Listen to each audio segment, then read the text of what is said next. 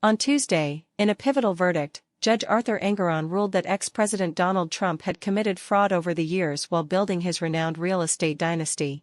The decision, stemming from a civil case initiated by New York's Attorney General Letitia James, claims that Trump and his firm provided misleading information to banks and insurance companies by overvaluing his assets and inflating his net worth in official documents related to deals and financing. A court filing earlier this month brought forth allegations that Trump overstated his net worth by up to $3.6 billion annually. The exaggerations reportedly allowed Trump to secure favorable loan conditions and insurance premiums. Trump's annual net worth was allegedly inflated by 17 to 39%, or between $812 million to $2.2 billion, depending on the year. James is pursuing $250 million in fines and wants to prohibit Trump from conducting business in New York, where he hails from. According to Engoron, the trial might extend until December. Following this decision, Judge Engoron also called for the cancellation of several of Trump's business permits. Furthermore, an unbiased overseer will persistently monitor the operations of the Trump Organization.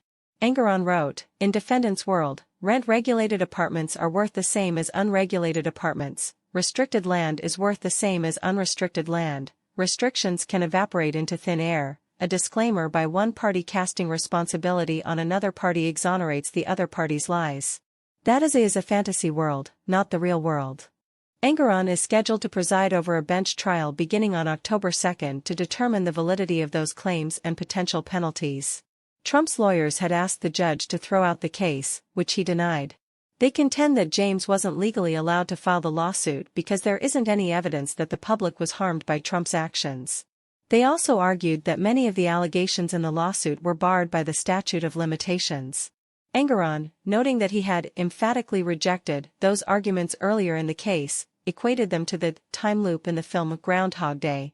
James, a Democrat, sued Trump and the Trump Organization a year ago, alleging a pattern of duplicity that she dubbed The Art of the Steal, a twist on the title of Trump's 1987 business memoir, The Art of the Deal.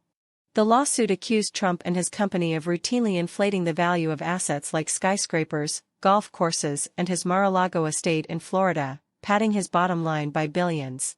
Among the allegations were that Trump claimed his Trump Tower apartment in Manhattan, a 3-story penthouse replete with gold-plated fixtures, was nearly 3 times its actual size and valued the property at $327 million. No apartment in New York City has ever sold for close to that amount, James said. Trump placed a value of $739 million on Mar-a-Lago, which James claims is over tenfold its actual worth. Trump based this figure on potential residential development, though deed terms forbid such use. Despite these allegations, Trump maintains his innocence. In his testimony, he stressed that the banks were compensated and even profited during his tenure, questioning the case's foundation. He also claimed the disclaimers on his financial statements meant they couldn't be relied upon.